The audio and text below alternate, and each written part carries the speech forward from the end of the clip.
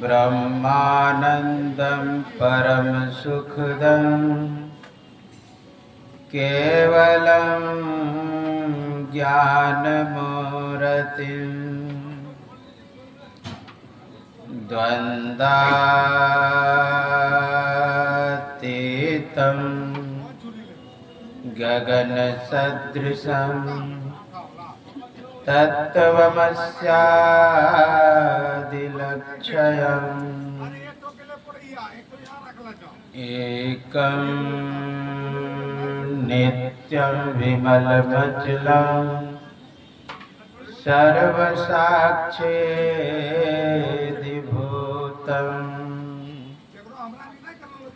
भावातीतं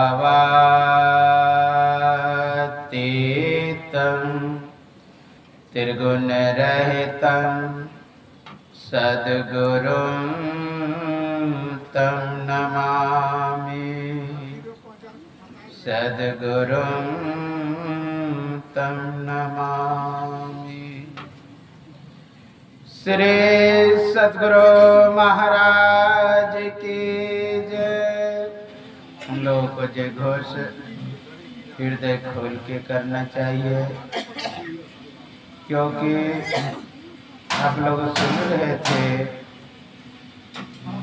कि सद्गुरु का जय घोष करने से सभी का जय घोष हो जाता है।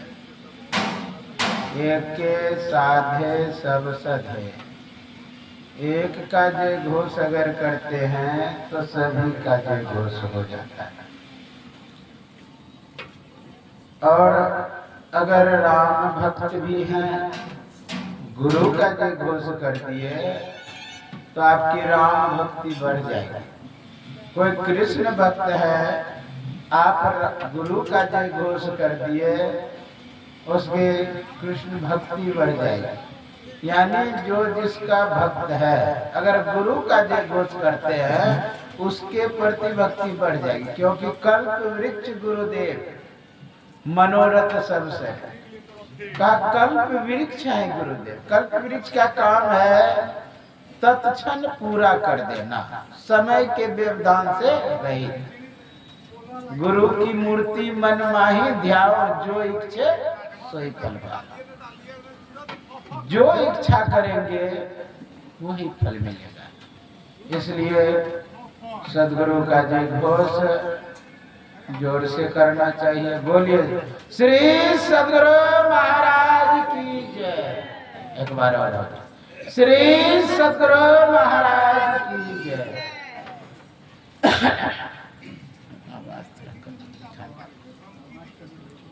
बोलिए श्री सद्गुरु महाराज। सर्वत्र रूप में विराजमान आराध्य देव को कोटि से नमन।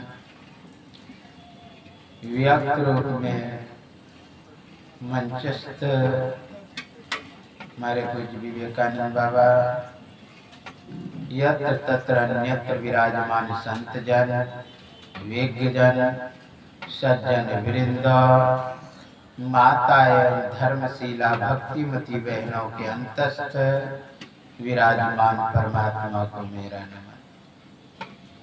अभी आप लोग यत्र तत्र से मास्टर साहब के घर पर घरवास के शुभ अवसर पर सत्संग में एकत्र हुए हैं।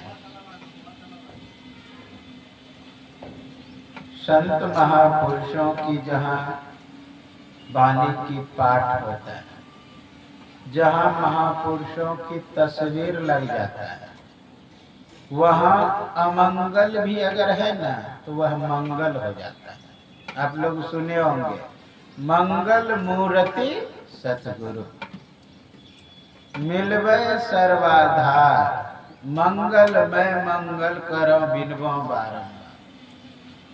कहा जो अमंगल को मंगल कर दे, जो प्रतिकूल परिस्थिति को भी अनुकूल को कर दे, जो अंधकार में प्रकाश कर दे। ऐसे होते हैं सच्चे सद्गुरु। और सद्गुरु प्रकाश स्वरूप होता है, यानी सात्विक तरंग से तरंगित रहता है। उसका स्थूल शरीर हो कि सूक्ष्म शरीर हो, वैसे तो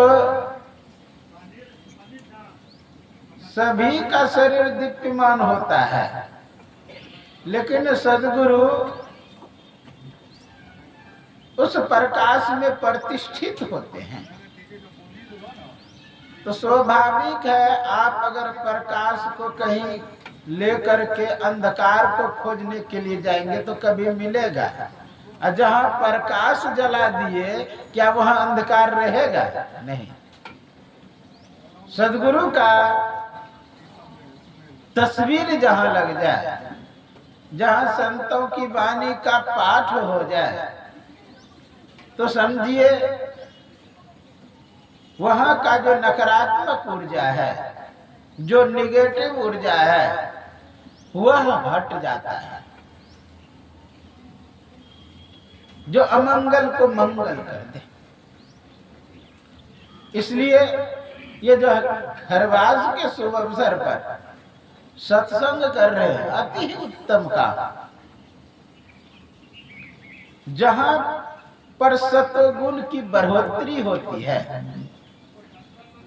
वहां पर रजोगुण और तमोगुण दब जाता है। हम यज्ञ करते हैं नए घर में, कितना आहुतियां देते हैं अग्नि जला करके, क्या कि सात्विक गुण बढ़े। तमसो मां ज्योतिर्गम्या, अंधकार को दूर हटा के प्रकाश में प्रतिष्ठित। और सनातन धर्म में यह मान्यता है, कोई भी हम शुभ कर्म कर रहे हैं तो उस में स्वाभाविक है धार्मिक कोई न कोई अनुष्ठान करते हैं, क्योंकि सभी जानते हैं कि धर्म श्रेष्ठ है, धर्म श्रेष्ठ है। इसलिए धर्म को आगे रख करके, जिसके प्रति श्रद्धा रखते हैं, गुरु को आगे रख करके हम कार्य करते हैं। गुरु का स्मरण करके हम उस कार्य को करते हैं। इसलिए उस कार्य को करते हैं कि नकारात्मक जो तरंग है वह हट जाए, वह समाप्त हो जाए। तो अभी पाठ में गुरुदेव के वचन में श्रवण कर रहे थे कि मैं नित्य प्रति सत्संग कर ले प्यारा तेरा कार सरे सारा। हम लोगों को इसलिए सत्संग करना चाहिए। धन मिले अथवा ना मिले, लोकेशना की पूर्ति हो अथवा ना हो, वित्तेशना का पूर्ति हो अथवा ना हो, पुत्रेशना की पूर्ति हो कि ना हो, लेकिन सत्संग के प्रति अगर लगा है, सत्संग के प्रति लोकेशना है, तो सारे कार्य सरे सारा सब काम हो जाएगा। वित्तेशना की भी पूर्ति हो जाएगी, लोकेशना की भी पूर्ति हो जाएगी, और पुत्रेशना की भी पूर्ति हो जाएगी। एक को पकड़, इसलिए कहा सारे काम सरे सारे, यानी सब काम सुलभ हो जाए अगर सद्गुरु को पकड़ करके चलते हैं, सत्संग को पकड़ कर चलते हैं। लाभ लोग खोजते हैं धन में, लाभ लोग खोजते हैं और सब कार्यों में, धन संपत्ति में, पुत्र पुत्री में, कहां कहां नहीं लाभ खोजते हैं। लेकिन कबीर साहब कहते हैं इस सत्संग में लाभ बहुत है। बहुत शब्द लगाया, बहुत शब्द लगाया कि और क्या लगा सकते हैं आप बहुत के बाद। कहा इस सत्संग में लाभ बहुत है। एक नदी किनारे दो मित्र बैठा हुआ था। एक मित्र दूसरे मित्र से कहता है, जो दोनों समुद्र किनारे बैठ करके बातचीत कर रहे थे, तो एक मित्र दूसरे मित्र से कहते हैं कि मित्र, देख रहे हो नदी में बहुत से नावें चल रही है, लेकिन ये जा कहां रहे? तो दूसरा मित्र कहता है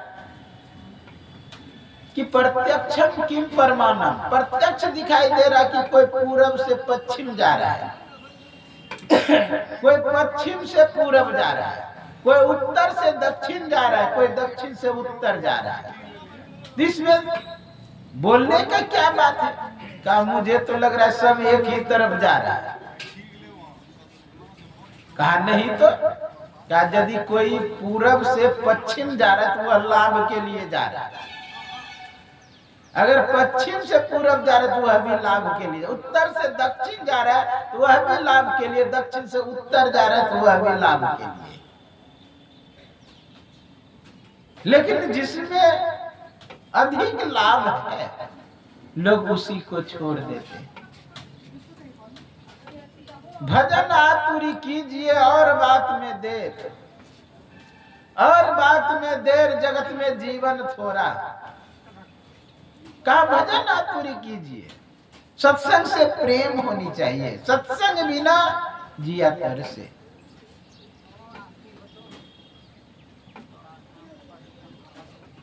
धन खो जाता है तो हम रोते हैं, चिल्लाते हैं, दुखी होते हैं, व्यथित होते हैं। पुत्र मर जाए हम रोते हैं, चिल्लाते हैं, चीखते हैं। मकान में आग लग जाए उसमें हम रोते हैं, चिल्लाते हैं, चीखते हैं। लेकिन एक दिन सत्संग छूट गया, क्या उसके लिए रोए कभी? एक दिन हम इष्ट को ध्यान में नहीं देख पाए, क्या उस दिन रोए? जिन पाया तिन रोया, गहरे पानी पे। जिसके लिए रोना चाहिए हम उसके लिए नहीं रोते, जिसके लिए दुखी होना चाहिए उसके लिए हम दुखी नहीं होते। और ये दुख भी जो होता है अपनों के प्रति होता है, जो जितना नजदीकी होता है उससे को कुछ हो जाए तो उससे विशेष दुख होता है, जितना नजदीक। अच्छा, आप जानते हैं हमास और इजराइल में युद्ध हुआ, हजारों लोग मरे, हजारों बच्चे बच्चियां मरे, हजारों परिवार उजड़ गए। क्या उसके लिए हम रोए थे? नहीं, क्योंकि दूर है। आप ही के जिला में दूसरे जिला में मर जाते हैं तो क्या रोते हैं, चिल्लाते हैं, छाती पीटते हैं? नहीं रोते हैं, नहीं चिल्ला, क्यों? वो नजदीक नहीं, दूर है। थोड़ा सा बगल के अगर संगे संबंधी मर जाए तो थोड़ा देर रोते हैं, क्योंकि थोड़ा सा नजदीक है। और आपके परिवार के लोग कोई मर जाए तो विशेष रोते चिल्ला, क्योंकि नजदीक है। तो विचार करिए, अगर पुत्र पुत्री के प्रति रोना आ रहा है, धन संपत्ति के प्रति रोना आ रहा है, वित्तेषणा पुत्रेषणा के प्रति रोना आ रहा है, तो इसका मतलब साफ है वो नजदीक में, इसलिए रोना आ रहा है। सत्संग दूर है। हाँ, सत्संग दूर है इसलिए नहीं रोते हैं।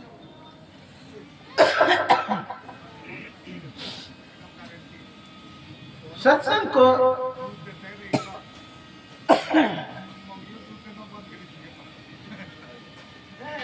को दूर रखें। गोल करिए नवाज के साथ।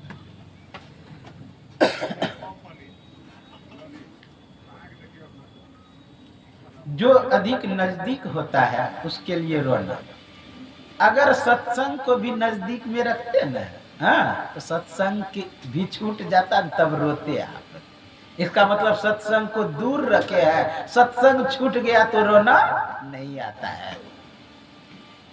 गुरु के इष्ट के मूर्ति का ध्यान नहीं हुआ तो नहीं रोते हैं, मंत्र जप नहीं हुआ तो नहीं रोते हैं। क्यों? कि उसको दूर रखे। जिस दिन नजदीक कर लेंगे, कोई थोड़ा सा गिलास पानी ले,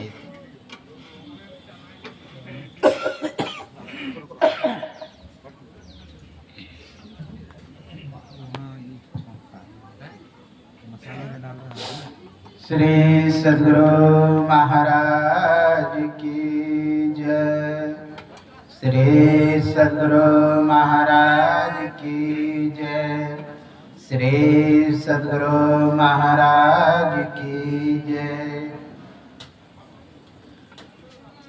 इसलिए दूर से हम नजदीक करें किसको? सत्संग को, ताकि अगर सत्संग छूट जाए तो रोने लगे, रोना है।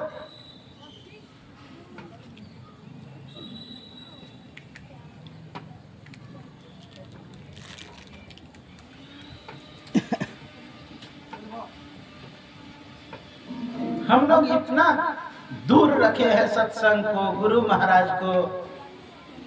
अच्छा, थोड़ा सा पता लग जाएगा कि कितना दूर रखे हैं, कितना दूर रखे हैं पता लग जाएगा। अच्छा, आप अगर गौ दूह रहे हैं, अब बगल में सत्संग शुरू हो गया है, आप दूध दूहना छोड़ करके भाग के आएंगे सत्संग में? सोचेंगे पूरा दूध दूह लेते हैं तभी जाएंगे सत्संग में। तो आप काम दूध दूहना श्रेष्ठ समझा कि सत्संग समझे है? दूध दूहना श्रेष्ठ समझ रहे। रोटी पकने के लिए तावा पर दिए हुआ सत्संग शुरू हो जाए, तावा पर छोड़ के अगर सत्संग में भाग जाए तो सत्संग की विशेष महत्ता बने, तो रोटी का विशेष महत्ता कितना दूर है। श्रृंगार कर रहे हैं, बिना श्रृंगार किए चल दिए तो समझिए सत्संग से विशेष प्रेम है। हम लोग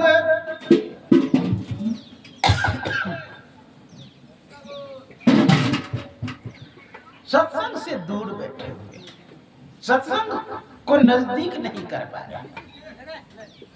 आप लोग सुने होंगे, सठ शुद्ध रही सत्संगति पाई, सठ शुद्ध रही सत्संगति पाई, पारस परसी कुधातु सुहाई। कहा सठ मूर्ख भी सुधर जाता है सत्संग से। उदाहरण दिया पारस परसी। पारस का एक पत्थर होता है, उसमें जब लोहा छुआ देते हैं तो वह का सोना हो जाता है, सोना हो जाता है। लेकिन अगर एक बित्ता दूर रखेंगे तो क्या सोना होगा? दूर से दिखाई दे रहा लेकिन चिपका हुआ है, लेकिन वह चिपका हुआ नहीं है। मान लिए 4 अंगुल दूर रखेंगे लोहे को पारस से, क्या वह सोना हो जाएगा? नहीं होगा। 2 अंगुल भी दूर रखेंगे फिर भी नहीं होगा। लेकिन आप अगर दूर से देखेंगे लगेगा सटा हुआ है। उसी तरह हम लोगों को लगता है कि हम सत्संग में आ गए हैं, सत्संग करते भी हैं, लेकिन अभी दूर ही है, अभी दूर है, लेकिन महसूस हो रहा है कि हम सत्संग में। नजदीक तो सती भी गई थी। आप जानते हैं, एक बार त्रेता युग में शंभु गए कुंभज ऋषि पाए। संग सती, संग में सती भी गई है कुंभज ऋषि के पास सत्संग सुनने के लिए। लेकिन यहाँ तक कि सत्संग में बैठ भी गई है भगवान शंकर और सती। लेकिन मन तो रमे संसार में तन साधुन के संग, तुलसी कही वियोग ते नहीं लागा हरिरा। उसके मन में क्या हो गया? जब भगवान शंकर गए कुंभज ऋषि के पास तो कुंभज ऋषि दौड़ करके प्रणाम करने लगे भगवान शंकर। अब सती के मन में हुआ कैसा व्यास है, श्रोता को देख करके अपना आसन हिला दिया, श्रोता को ही प्रणाम कर रहे, ये क्या मुझे कथा सुनाएंगे? ये सती के मन में हुआ, अश्रद्धा हो गई सती को। इसीलिए सत्संग में बैठी जरूर, लेकिन सत्संग में उसका मन ही नहीं लगा। इसलिए हर समय संदेह, संशय, मोह में पड़ी रही। आप जानते हैं भगवान शंकर और सती जा रही थी हिमालय की ओर। जब हिमालय की ओर जा रही थी सती और भगवान शंकर, तो भगवान शंकर के मन में विचार आता है, जिस कथा का मैं कौनों से श्रवण किया, अगर वही चरित्र आंखों से दिखाई दे देता तो मेरा आंख भी निहाल हो जाता है। उसी समय भगवान राम सीता की खोज में लीला कर रहे थे। वृक्षों से पूछ रहे थे, हे वृक्ष देवता मेरी सीता को देखे। पत्थरों से पूछ रहे थे, पहाड़ों से पूछ रहे थे। और उसी समय देखा कि वाह यही है, जय सच्चिदानंद कह करके प्रणाम। जो ही प्रणाम किए, सती कहती है कि विशेष गंजा भंग चढ़ा लिए है क्या? आप किस किस को प्रणाम करते रहते हैं? अब पियक्कर को पता है किसको किसको प्रणाम करेगा, कहना मुश्किल है। वही हाल आपका है, एक आप पागल, एक दूसरा वो पागल। अरे भाई, किसी की भी पत्नी खोएगी तो किसी आदमी से पूछेगा। ये पशुओं से पूछ रहे, पक्षियों से पूछ रहे, वृक्षों से पूछ रहे, पत्थरों से पूछ रहे हैं। ये पागल नहीं तो और क्या है? पागल को देखे हैं कभी किसी को प्रणाम कर लेगा? कहीं वृक्षों से बात कर रहा है। तब भगवान शंकर कहते नहीं नहीं, मैं जिसका दिन रात रटन करता हूँ, जप करता हूँ, सादर जपहूँ अनंग आराती, जिसके विषय में मैं भजन करता हूँ, भक्ति करता हूँ, वही वो है, वही परमात्मा राम है। 2 अक्षर का जो नाम है, जिसके कारण मैं हर समय प्रसन्न रहता हूँ। प्रसन्नम, भगवान शिव के विषय में जो है प्रसन्न, हर समय प्रसन्न रहते हैं। और मैं इस जहरीले संसार में भी जो एक दूसरे को देखना नहीं चाहते हैं, एक दूसरे से लड़ाई झगड़ा करने वाले हैं सब, उस बीच में भी मैं प्रतिकूल परिस्थिति में भी मैं अनुकूल रहता हूँ और अनुकूलता बना के भी रखता हूँ। कहा कैसे? कहा जानते हो मेरे गले पर क्या है? कहा कि सर्प। और तुम यह भी जानते हो कि मेरे पुत्र का सवारी क्या है? कहा हाँ, आपके पुत्र का सवारी है चूहा। कहा चूहा सांप एक साथ, जबकि सांप की का क्या है? आहार है चूहा। अब चूहा डरता है कि कहीं भगवान शंकर के गले से हार उतरा कि मेरा तो कल्याण हो। लेकिन बगल में है कार्तिक की सवारी। कार्तिक की सवारी क्या है? मयूर। मयूर कहता है तुम क्यों डरते हो, मैं किस लिए हूँ? भोलेनाथ के सवारी को नीचे, गले के हार को नीचे तो उतरने दो, मैं किस लिए हूँ? अब विचार करिए, मयूर सांप दुश्मन है, फिर भी एक साथ। अच्छा, भगवान शंकर की सवारी क्या है? बैल। अब मैया की सवारी क्या है? बाघ। बाघ बैल एक साथ। माथे पे क्या है? चंद्रमा। गले में विष। चंद्रमा जो है अमृत का प्रतीक है। बोलिए श्री सद्गुरु महाराज की जय। माथे पर जो चंद्रमा है वह अमृत का प्रतीक है और गले में विष। विष अमृत एक साथ, सांप चूहा एक साथ, सांप मयूर एक साथ, बैल और बाघ एक साथ। अंग में क्या लगाता है? बभूत। संग में कौन रहता है? भूत। भूत बभूत एक साथ। बभूत होता है भूत उतारने वाला। अब बोलिए सब प्रतिकूल वाला, सब लड़ने वाला, लेकिन प्रसन्न रहते हैं। किस कारण से जानते हो? बाहर से डाले विष और अंदर से बोले राम, दोनों मिल के गले में हो गया विश्राम। इसलिए प्रसन्न न, मैं प्रसन्न रहता हूँ। किसके बल से? उसी राम के बल से, और उसी का मैं भजन करता हूँ। एक बार मैं नैमिषारण्य गया, एक रामानंदी महात्मा थे, बहुत अच्छे महात्मा थे। वो सुना रहे थे कि महाराज एक बार मैं कहीं गया था, एक मेरे पास विधायक आए और वो कहता है कि महाराज कुछ बताइए ताकि मैं भी करूं, मेरा भी कल्याण हो। का बच्चा राम राम रटो।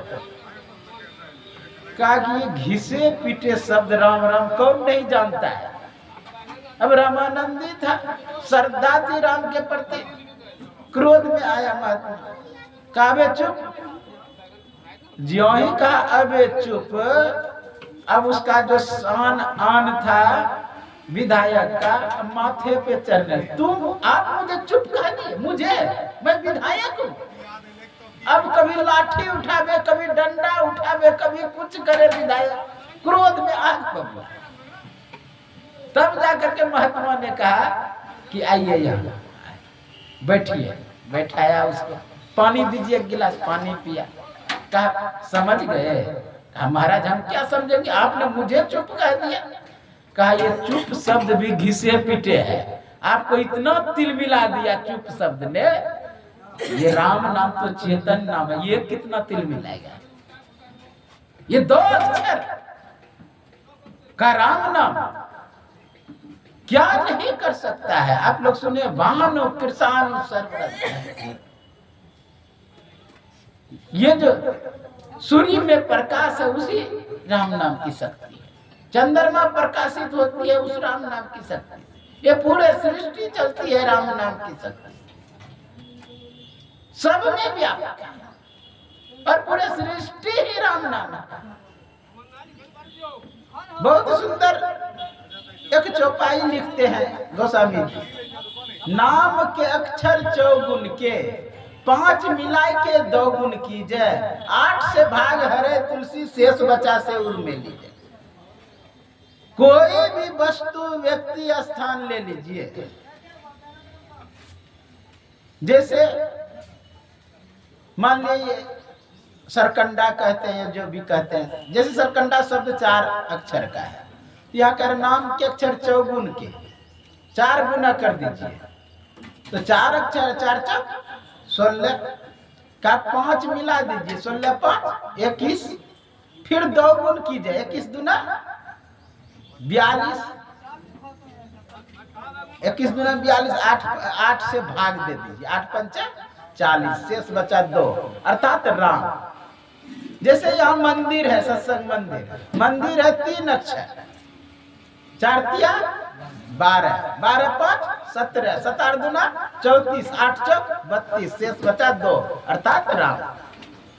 मंदिर में राम की मूर्ति होती है, कृष्ण का या गुरु का, तो ये 2 अक्षर ले लीजिए जो मूर्ति है, 2 अक्षर, 4 दूना 8, 8 5 13, 13 दूना 26, 8 तिया 24, शेष बचा 2 अर्थात राम।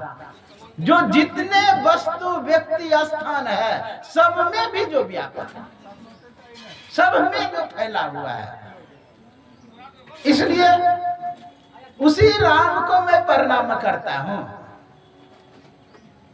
तो कहा क्या भगवान राम मोह में नहीं है, संदेह में नहीं है, अज्ञानता में नहीं है। जानते हैं अज्ञानता में रहता ना तो पत्थर में प्रणाम नहीं करता, क्योंकि वो चेतन को देख रहे पत्थर में। सुनी चैब सुपाके चौ पंडिता समदर्शी ना, जो कुत्ता बिल्ली सिंह आदि सभी में ब्रह्म का दर्शन करता हो। भूतेषु भूतेषु विचित्य धीरा प्रत्यास्म लोकादमृता भवंती, जो संपूर्ण भूतों में मिट्टी जल अग्नि वायु आकाश इन सभी में जो ब्रह्म का दर्शन करता है, भूतेषु सप्तमी का बहुवचन, संपूर्ण भूतों में जो ब्रह्म का दर्शन करता है, कहा इस लोक से जाकर के वह अमर हो जाता है। यहाँ भगवान राम संदेह में नहीं है, संशय में नहीं है, मोह में नहीं है, ये वास्तविक दर्शन करता है। उसमें चेतन को लक्ष्य रख करके पूछ रहे हैं। अच्छा, वृक्षों में प्राण होता है तो ये तो आपको पता ही है? वृक्षों में प्राण होता है, ये वैज्ञानिक भी सिद्ध किए हैं। विदेश में एक चमत्कार हुआ है, एक दार्शनिक एक कैक्टस के पौधे में नित दिन जल डाला और कहे कि मैं तुम्हारी बातों को नहीं समझ पा रहा, तू अगर मेरे बातों को सुनता है, एक दिन एक डाल बिना काटा का निकल के दिखा दे। अब नित दिन उसमें जल डाले और नित दिन बात कहे उसको, एक दिन नहीं, 2 दिन नहीं, 1 साल नहीं, 2 साल नहीं, 7 साल तक देते रहा और उसमें एक डाल बिना काटा का निकल गया। पूरे अमेरिका में चमत्कार। वृक्ष सुनता है, चाहे निघंटू हो कि चरक हो, जो भी आयुर्वेद के आचार्य हुए, चाहे लुकमान तो जाकर के वृक्षों से बात करता था कि तुम किस बीमारी में काम आने वाला है बताओ। मरते समय कह गए लुकमान, मृत्यु का कोई दवा नहीं। वृक्षों से बात करता था। हमारे शास्त्रों में तो पहले श्रीमद् भागवत महापुराण में जो दूसरा श्लोक है, पुत्रेति पुत्रेति तर्वो विनेदु, हाँ, जब पुत्र पुत्र कह के वेद व्यास दौड़ रहे हैं, आगे आगे सुखदेव आचार्य भाग रहे हैं, तो जानते उस समय वृक्षों ने झुक करके सुखदेव को प्रणाम किया। इसका मतलब प्राण होता है। अच्छा, झुकता है कौन? जो जिंदा होता है। मुर्दा करक रहता है, मुर्दा जल्दी झुकता नहीं है। तो इसका मतलब वृक्षों में प्राण होती है। और तो पत्थर में भी भगवान का दर्शन करना, क्योंकि वो चेतन है। आप लोग जानते हैं अहिल्या पत्थर बन गई थी, अहिल्या पत्थर बन गई थी। भगवान ठोकर मारे, उससे चेतनता प्रकट कर। जो चेतन का जर करे ही, जर ही करे चेतन। अच्छा, जर को चेतन कौन कर सकता है? इसका मतलब चेतन पहले से उसमें है। किसमें कितना शक्ति है यह देखा जाता है। भगवान राम जो कह रहे हैं कि मेरी मिर्ग नैनी लोचनी सीता को देखी है, तो चेतन को देख करके वो संशय में, मोह में, संदेह में नहीं है। अच्छा, संदेह में, मोह में, संशय में रहते तो आप जानते हैं सती अगर नहीं मान रही थी कि अच्छा ये भगवान है कि नहीं है, इसे विश्वास नहीं, तो कहा कि जाओ परीक्षा ले लो। तो परीक्षा लेने के लिए गई। आप जानते हैं किसका रूप बनाई? सीता का। सीता का रूप बना के आगे आगे चलने लगे। लक्ष्मण समझ गए कि नकली भाभी है, क्योंकि असली भाभी कभी भैया के आगे चली ही नहीं है।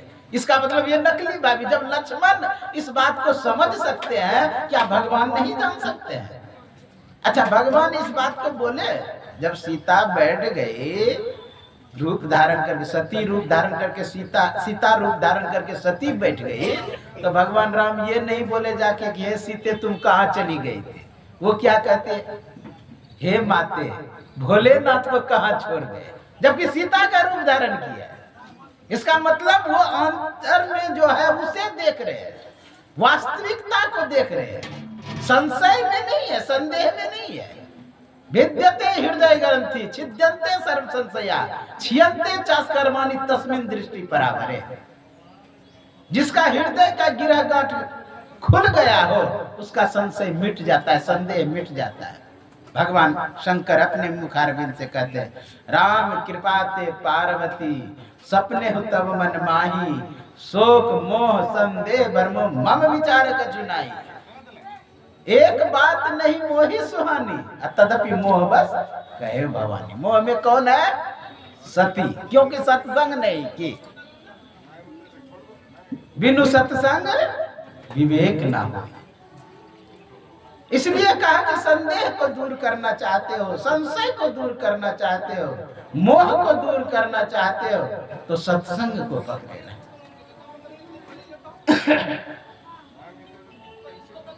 बहुत बड़ा दुकानदारी कर लेना, बहुत धन कमा लेना उतनी उपलब्धि नहीं है जितना कि उसमें सतो गुण को फैलाना उपलब्धि है, सात्विक विचार में रहना उपलब्धि है। आप जानते हैं गोपीचंद को वैराग्य हो गया था। वैराग्य बनने के बाद एक दिन अपने माँ के पास आए और माँ से भिक्षा मांगी। माँ 3 दाने दिखा। माँ समझा नहीं इसका 3 दाने का मतलब। कहा 3 उपदेश है 3 दाने का मतलब। कहा पहला दाना, कहा यही है कि तुम मजबूत हाँ, किले के अंदर रहना। दूसरा का स्वादिष्ट भोजन करना। तीसरा मुलायम सैया पर सोना। कहा माता ये तीनों जो है महात्मा के प्रतिकूल है। ये जो तीनों उपदेश दे रहे हो तीनों महात्मा के प्रतिकूल। आप कह रहे कि मुलायम सैया पर सोना। महात्मा का कहाँ मुलायम सैया मिलेगा? पहाड़ मिलेगा, कंदरा मिलेगा, गुफा मिलेगा, नदी किनारे मिलेगा, वृक्षों के नीचे सोना पड़ेगा, और आप कहते मुलायम सैया। कहा पुत्र तुमने समझा नहीं, अत्यधिक निंद्रा आ जाए उस समय तुम सो जाना, तो कहीं भी सो जाओगे तो मुलायम सैया ही होगा। फिर दूसरा उपदेश दिया कि स्वादिष्ट भोजन करना। हे माते यह भी तो प्रतिकूल उपदेश है महात्मा के लिए। कहीं मुट्ठी भर चना कभी वो भी मना, कभी मिलेगा कि नहीं मिलेगा खाने के लिए कहना मुश्किल।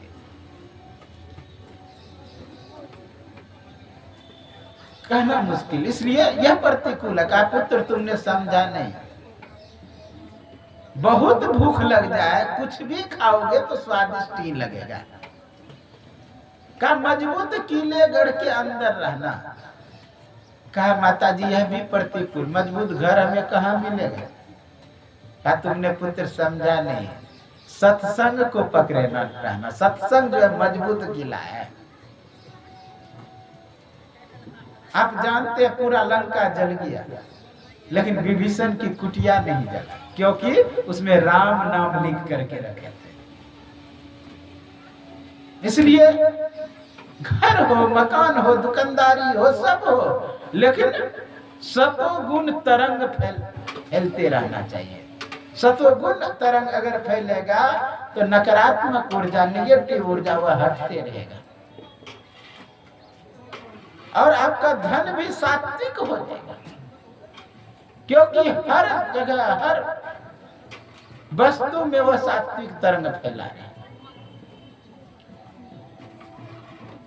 एक घर में 4 बच्चे थे, लेकिन सभी में प्रेम नहीं, घर ठीक ढंग से नहीं चल रहा था। तो सभी ने मिल करके जो छोटी वाली पुत्र बहू थी उसे मालकिन बना दी कि तुम आज से जो कहोगी वही करेंगे, सबको भेज दे काम करने के लिए। एक बूढ़ा ससुर था, उसे भी कहे कि कहीं जाइएगा ना आप कुछ ना कुछ ले करके आइएगा। अब कभी जाए शौचालय तो उधर से मिट्टी का ढेला लेते आवे, कभी कुछ लेते आवे।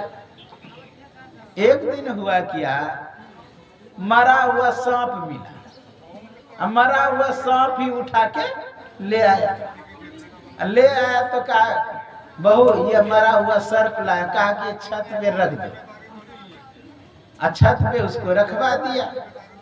हुआ क्या, उसी दिन उसी समय राजा के घर से गए थे स्नान करने के लिए नदी में।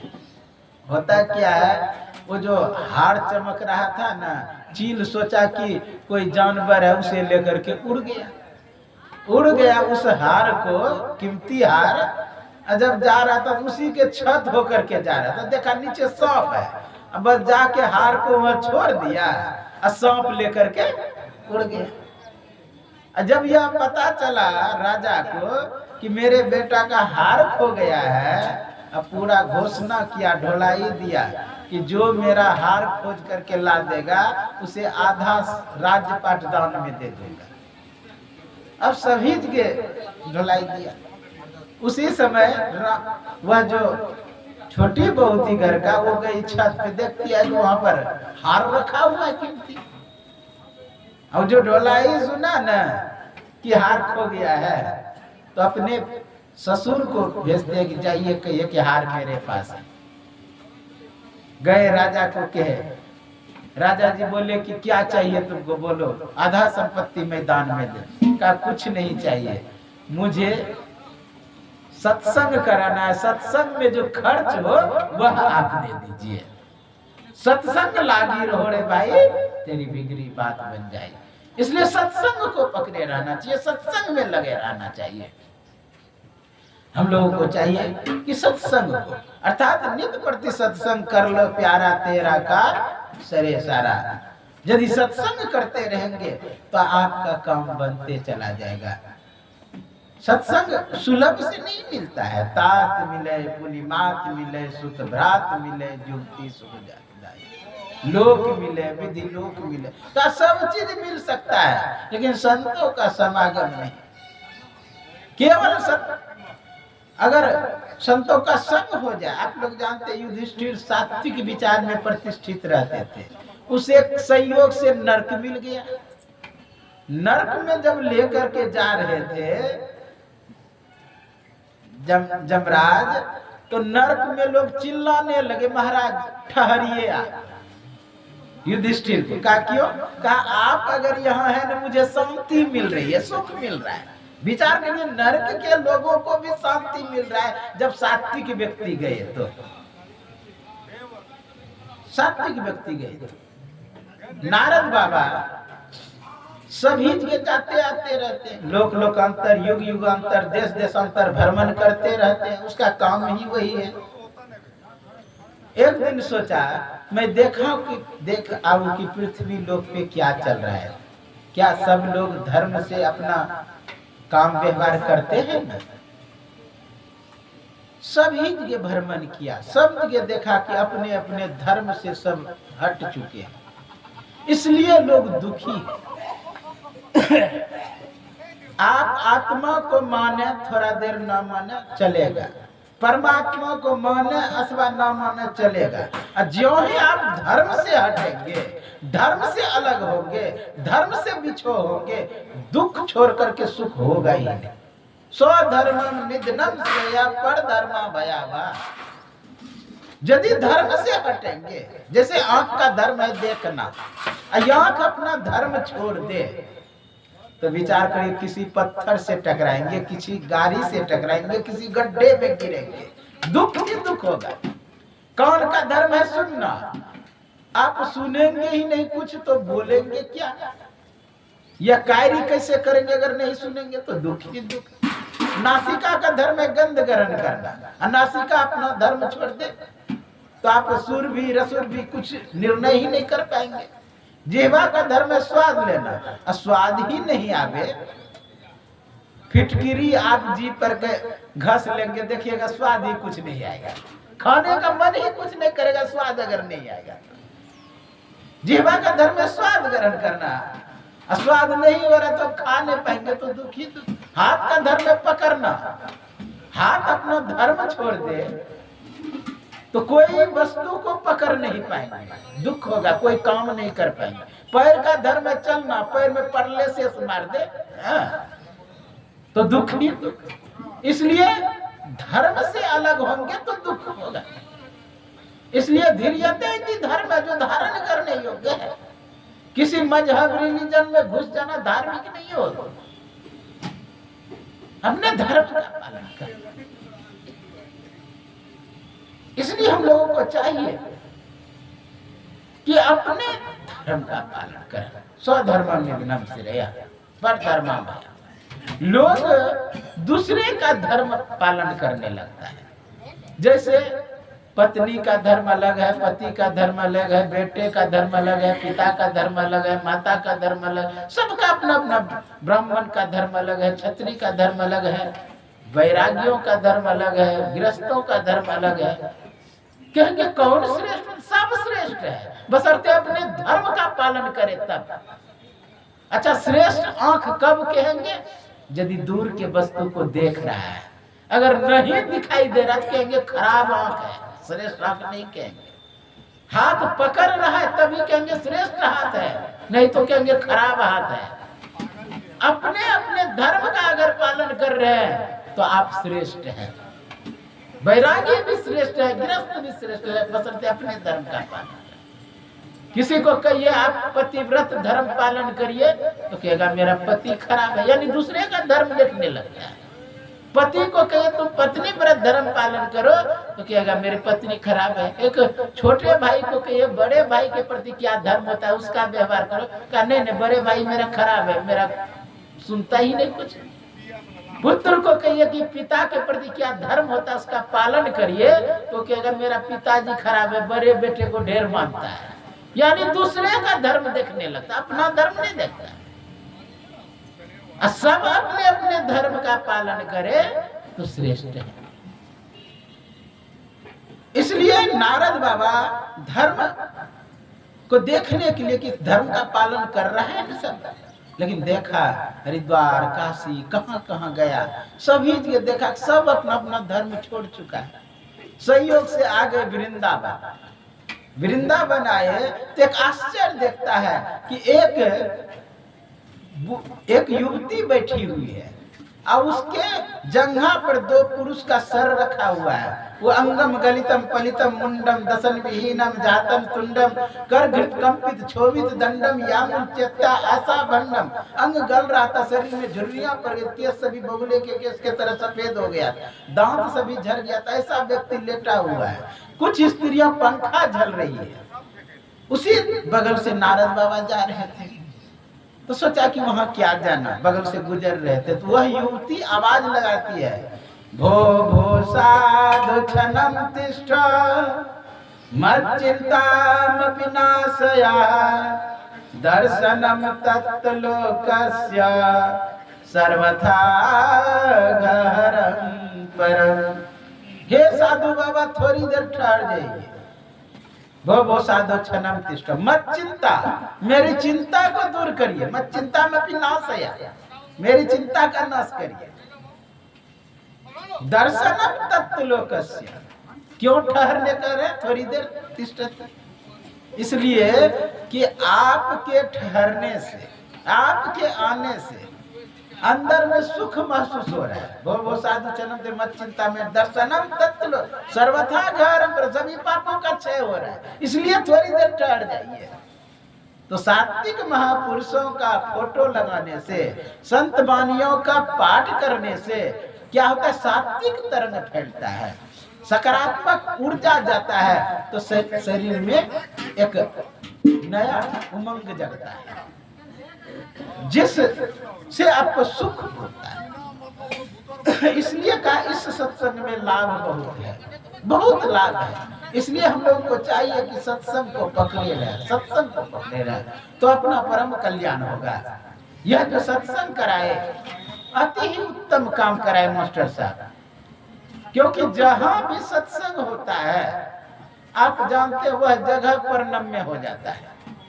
क्यों परनम्य हो जाता है? लोग सभी जगह प्रणाम करता है? नहीं करता है। जहां देवालय होता है वहां प्रणाम करता है, जहां तीर्थ होता है वहां प्रणाम करता है, जहां कोई श्रेष्ठ महापुरुष लीला किया हो वहां प्रणाम करते हैं।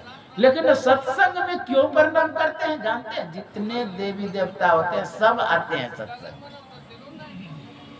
इसलिए वह जगह तीर्थ हो जाता है। इसलिए भगवान शंकर भी प्रणाम करते हैं। आप लोग जानते हैं एक जगह भगवान शंकर प्रणाम कर रहे थे खाली जगह को। सती ने पूछा क्यों प्रणाम कर रहे हैं? तो कहा कि इस जगह सत्संग हो गया है। एक जगह सत्संग हो रहा था वहां भी प्रणाम, एक जगह और खाली जगह प्रणाम किया।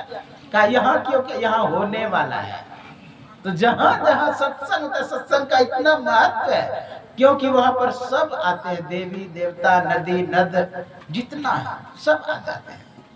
आप लोग एक शब्द सुने होंगे, जीवन मुक्त ब्रह्म पर चरित्र सुने हित जी ध्यान, जो हरि कथा न करे रति तीन के ही अपसान। जीवन मुक्त पुरुष भी सत्संग में आते हैं तो स्वाभाविक है वह जगह तीर्थ हो जाएगा।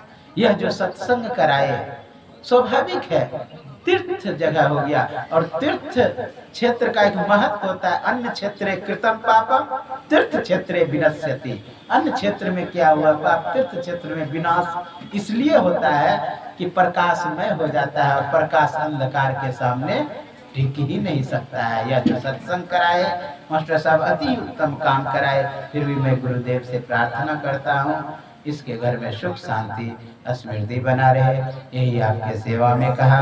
सर्वे भवन्तु सुखिना सर्वे सन्तु निरामया सर्वे भद्राणि पश्यन्तु मां कश्चित् दुर्भाग् भवेत्। ओम शांति शांति शांति। श्री सद्गुरु महाराज